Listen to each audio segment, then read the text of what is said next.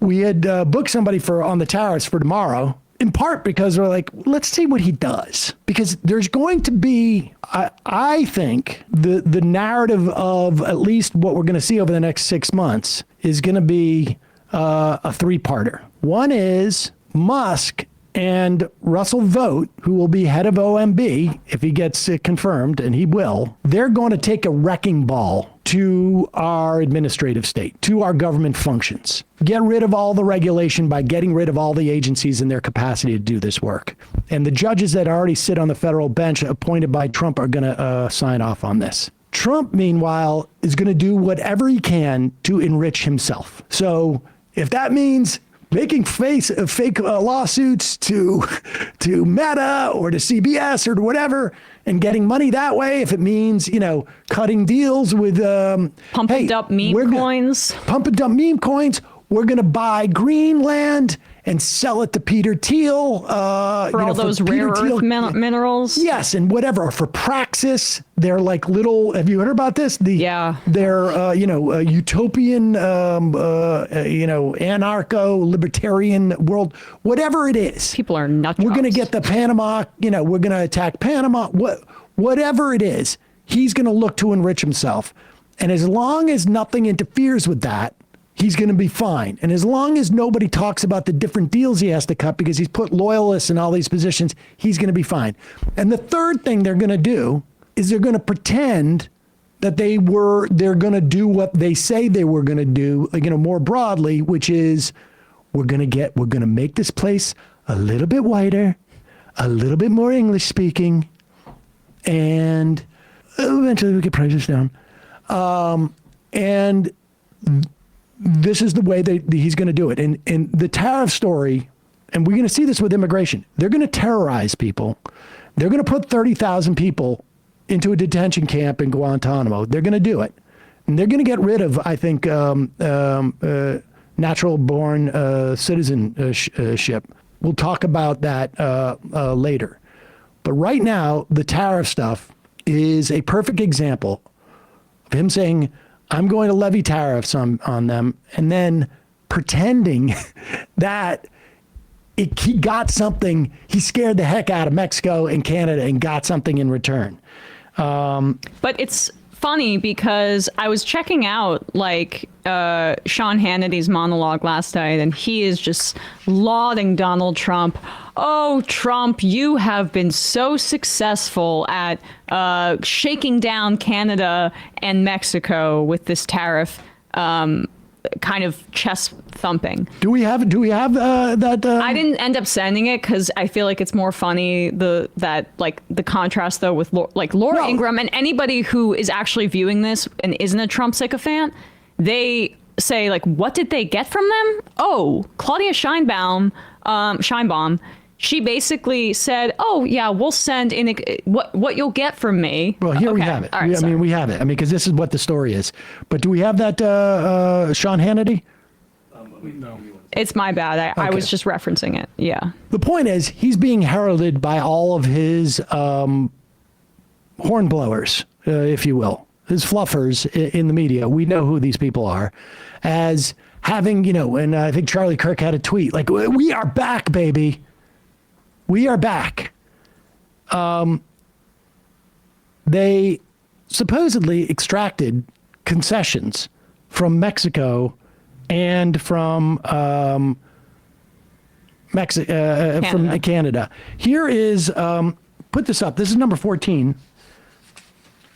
Supposedly what they got from Mexico was the deployment of 10,000 troops on the border to protect it. And here is a AP story covering it.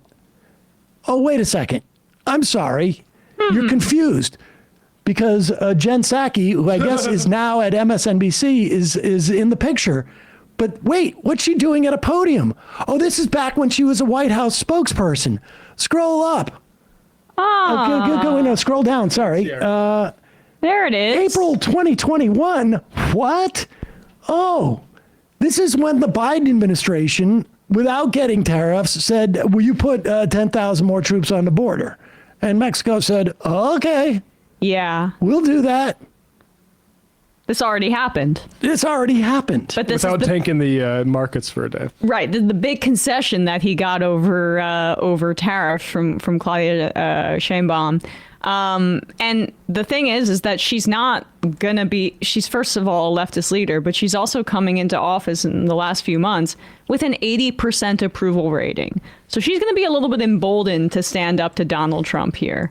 And then what he got from Canada was also even like almost more hilariously pathetic. Right, Sam? It was like he got that fentanyl czar. Oh, well, look at this. Here's CNN's Caitlin Collins talking about the concessions that they supposedly got from Canada. It's ravaged hometowns. Everyone understands the fentanyl crisis. But one, the amount of fentanyl that comes from Canada is nowhere near the scale of the southern border. A lot of it comes through legal ports of entry. But pause it. Hold on for 1 second. Actually, it's 1% of the fentanyl in this country comes from the Canadian border.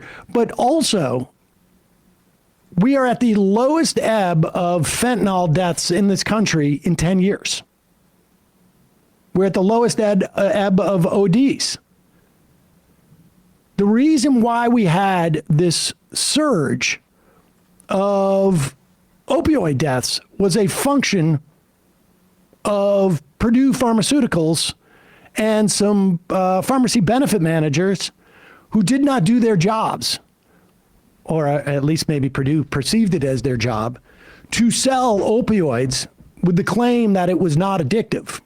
And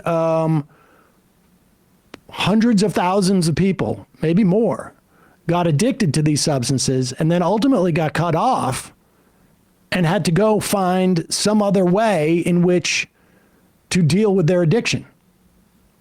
And, but back to this. The scale of the southern border. A lot of it comes through legal ports of entry. But on this specifically, he called this off, saying that he had won concessions from both of them, but is there a tangible concession in your view? Yeah, absolutely. He won the concessions, and part of it is it's a commitment from Trudeau that wasn't there to help with fentanyl, to help with the black market. Well, he announced the plan and to secure the border. He announced that plan though 6 weeks ago, back in December. Well, at least he's reiterated it and formalized it. And Pause it for a second. Wait, what? No, that's the end of it. Yeah, that's I guess Republican representative. I mean, he reiterated it. He announced that he did it again, and he probably wouldn't have announced that he did it again because why would he have? Because he announced it 6 weeks ago. So Trump, I think, got him to announce something he had already announced, and that's pretty embarrassing. Reiteration. It would be very embarrassing for Donald Trump to have been entirely humiliated by Justin Trudeau, who domestically is not doing so well, and by a woman. A woman? Can you put up what I just sent? I mean, Emma, try and get me to announce that today is December 14th. Yeah. I'm not going to do it. But Trump got Trudeau to announce something that he announced on December 14th. Huh? Yeah. Okay. The Art of the Deal. Look who's the new author. Claudia Sheinbaum. I don't know. El arte los negocios. Beautiful. So here is, despite the fact that literally what Trump got from both Mexico and Canada was something that he had gotten months ago, if not years ago, not that he had gotten them, that had already been gotten. Here is Sean Hannity pretending otherwise. I mean, this is going to be the project. Yeah. And Trump voters, his base, largely will be super satisfied with this. They're like, we are back, baby. And in the meantime, I don't know if those bottles of Kentucky bourbon or whatever these things that were removed from the shelves in Canada are coming back, at least in the short term. Who knows what damage is happening, long term? Like, I mean, if I'm in Canada right now or I'm in Mexico, somebody in the government has been tasked with, let's draw up some contingencies. America is obviously the biggest consumer in this hemisphere. We're not going to be able to completely replace it, but let's start putting as a priority, building out a little bit more resiliency, because this ding dong is going to try it again. But here is Sean Hannity just trying to convince all the olds watching that this is a big victory. It was a big day at the White House. In fact, every day is a big day at the Trump White House. The flurry of activity from the Trump administration is unlike anything we've ever seen. It's nothing but shock and awe, and the media melting down, Democrats melting down, which makes it fun. But make no mistake. Pause it for a second. Incidentally, nothing but shock and awe. Some of you may be too young to understand what that term means, but it was literally the night, the first day or two of the George Bush administration bombing Baghdad and Iraq, as close to the Stone Age as they could, killing God knows how many people. I literally remember sitting in my room watching TV, becoming anti-war for the first time. But he says it as as a celebration. It's fascinating. Is unlike anything we've ever seen. It's nothing but shock and awe, and the media melting down, Democrats melting down, which makes it fun. But make no mistake, we are witnessing what is a transformational presidency in the making. According to Donald Trump, border crossings now down 93%, and he's only getting started. 93% from what? 24 hours, Mexico caved in the face-off of Trump's tariff threats, agreeing to send 10,000 members of Mexico's National Guard to secure their side of the border, crack down on fentanyl and smuggling and illegal immigration. Canada also caving, little Justin agreeing to list Mexican cartels as terrorist organizations, appointing a fentanyl czar, and participating in a joint strike force to combat crime at our northern border, which is becoming bigger and bigger every day. Keep in mind, the border in our north, Vermont, New Hampshire, New York, Border Patrol agents, they apprehended nearly 20,000 illegal immigrants from over 97 different countries last year. Now, that number is higher than the past 17 years combined. But now that Canada and Mexico have agreed to start being good neighbors, the tariffs have been paused for 30 days, while more permanent security, economic deals will be negotiated. And everyone in the nursing home is like, yes, yes, yes. And this is he won. He got what time nothing. is Sean? What time is Sean Hannity on? 8 p.m. Huh? What happened on Fox at or maybe 9 p.m.? I think Ingram's now at 7 and he's at 8, if I'm remembering correctly. So he's at 8, and what happened at 7 p.m.? Something must have happened over the course of that hour. Let's play number 6. She was less impressed. Number that nobody's really talking about, and here's what it is. U.S., out of our GDP that we have, we spend 3.4% of it on our military. Our military expenditure is the highest in the world. So we spend around $950 billion, give or take, on military expenditure. Mexico is the lowest in the world, 0.7% of their GDP, which is only $12 billion a year, and Canada is only 1.3%, which is around $27 billion. Why am I sharing this number with you? They don't need to spend it because they have America that's so powerful that who the hell is waking up thinking about attacking Canada or Mexico? Yeah, so here's my opinion. I think this 25%. Pause it for 1 second.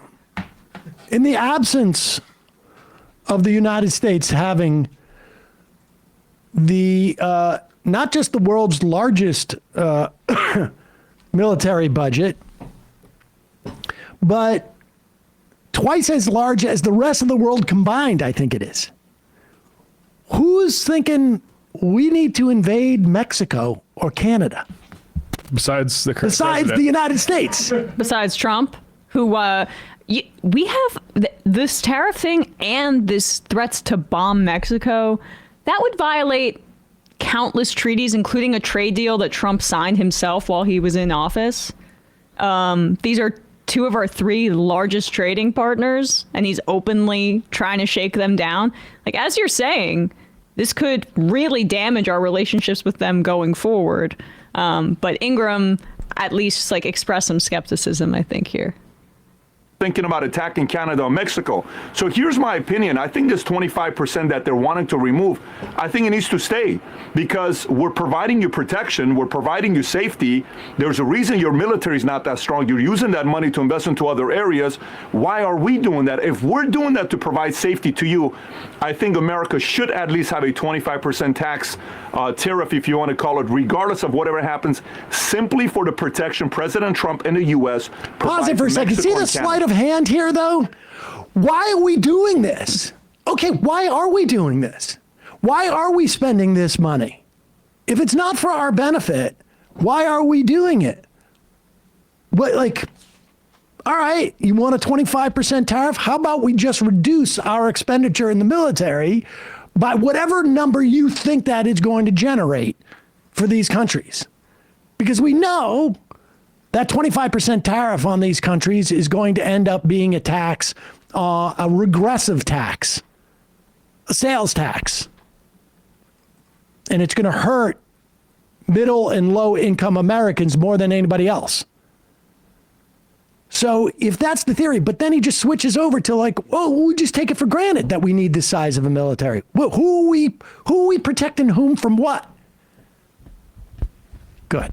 Happens simply for the protection President Trump and the U.S. provides Mexico and Canada.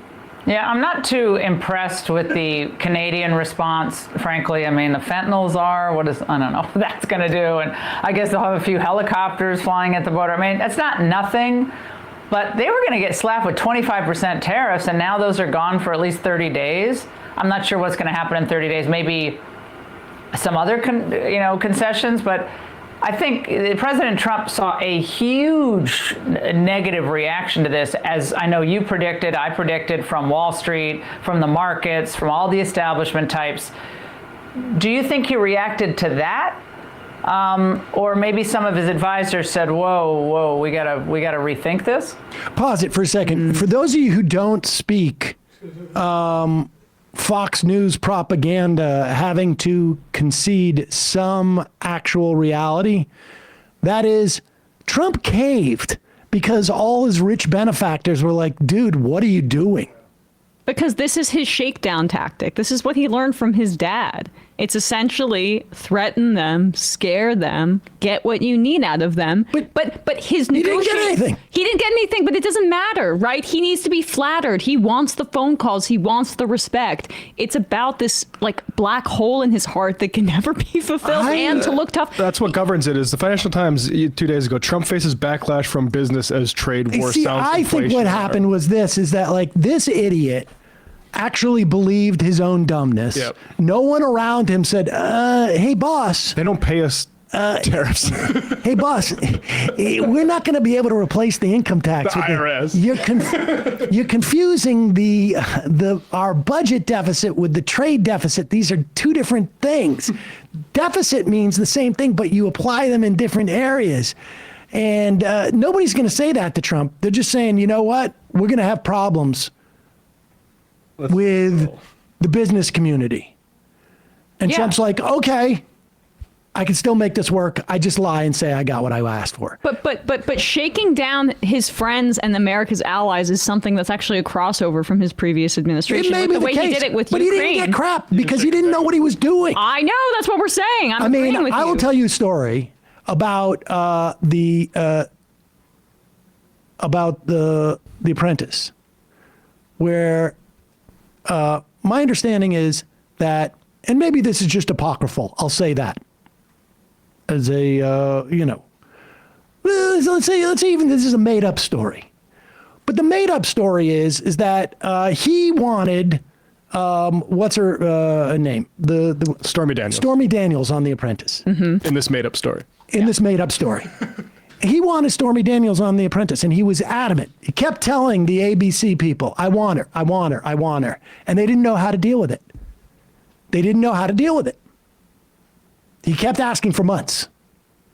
And she said that he kept asking her. This is all my made up story. And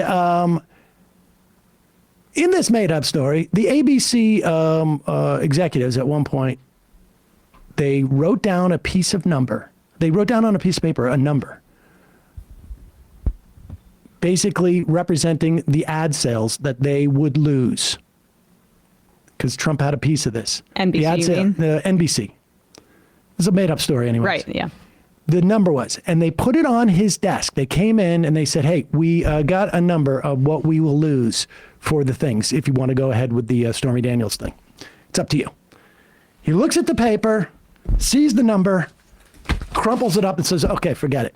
That's it. His That's version it. of that is the stock market when they reacted to these tariffs. Well, That's and- the exact same version. It's just him reacting to that and saying, okay, never mind. It's just a number. Never mind. We're going to pretend it was all real. So John Murphy, Senior Vice President of the Chamber of Commerce, says the president is right to focus on major problems like our broken border and the scourge of fentanyl, but imposition of tariffs won't solve these problems and will only raise prices for American families. Ditto Tom Madrecki. There's your populism. Yeah, Consumer Brands Association, Kim Clausen of the Peterson Institute. So yeah, there's the populism. He's only responding to the money, like always. But he's given the rubes, and they're rubes, definitionally. Absolutely. When you get sold a bill of goods, Sean Hannity's out there. Here it is, folks. Congratulations. You're a rube. At least Laura Ingram's saying it's stupid, which is true, but Is there that's any why more? you got demoted to 7 p.m., It's Laura. too bad. Yeah, Ingram wants to, she knows. What's she can get wrong around with Vladimir her? Trump. What's wrong with her? That's why you're no longer at 10 p.m. Is there more to this? We can hear PVD's response if you want. Let's hear. She says, he didn't really get anything, did he? I mean, a fentanyl czar? That's like, I don't know. You're just basically saying to anybody, like, do you want a job? Matt, you're the fentanyl czar in the office. Congratulations. Almost like getting the opportunity to sell insurance after you've bought insurance from somebody. Do you think he reacted to that? Or maybe some of his advisors said, whoa, we gotta rethink this? I think President Trump is a guy that, in my opinion, likes to ask people, what do you think behind closed doors? But at the end of the day, he's a strategist. He's thinking 5, 10, 15 moves ahead. And he knows he has the leverage card. He's going to be pushing his weight around, and he ought to be, because it's about time somebody on America negotiated on our behalf in ways where we're not being taken advantage of. I love the fact that within 7 days, 5 days, Colombia came out talking as if they're tough at 3:40 a.m. in the morning. He's sending a tweet. Who knows if he was drunk or not? Then you have Panama coming out. Now you got Ukraine, you got Canada, then you got Mexico, and then today Zelensky is talking about the fact that we only got $77 billion, and President Trump is saying, hey, we're going to need some of those minerals if you want to exchange for the money. What he's doing is he's negotiating. Oh. And this is a beautiful thing when you have somebody that comes from 50 years on free enterprise, free market. Everything is All right, negotiation. we don't need to hear anymore. Yeah, it's a negotiation. He got nothing, and the cost was paid by the businesses. Yep. That's it. Yep. He got nothing could for you not go America. He got nothing. Zero. But I don't know, those Kentucky whiskey places that you saw those Canadians taking that stuff off the shelves, maybe some of that comes back, maybe some of it doesn't. But this is it. This is the entire Republican ethos. And that is externalize the costs, privatize the profits. And if there's no profits, at least you haven't paid any costs. That was, Patrick Bet-David's business model. That is Donald Trump's business model. That is why they're going to destroy the administrative state.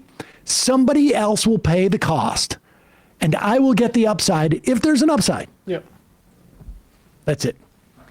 Must be insane to be like Laura Ingraham and be trying to have a conversation. I mean, how well she's trying to have a conversation about, like, can we actually really get something? And PBD just goes back into the talking points and lists all the different things as if they were just uncategorical. Let me list a name. Let me list 8 countries. All the things he's talking about. He goes up there and he talks about 8 different countries. You got to give him credit for that. He's thinking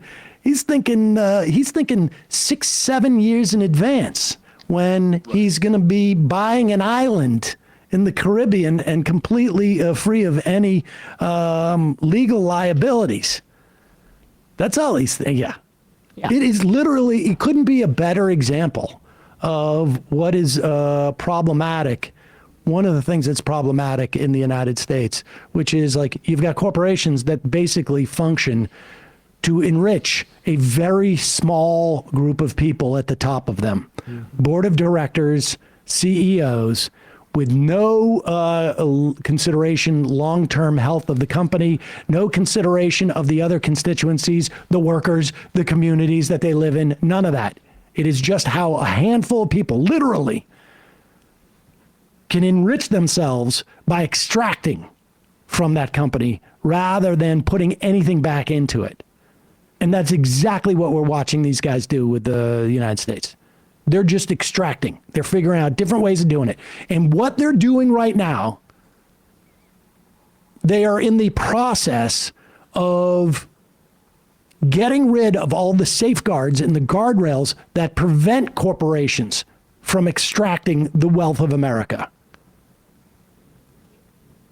And frankly, on some level, that's like part of what he's using for leverage here too. They'll extract. I mean, he's going to try and extract from Mexico and Canada. He's going to try and extract from everybody. But what we're seeing with Musk and Russell Vogt and the heart of the Republican Party is how do we allow corporations to extract more from America and American people?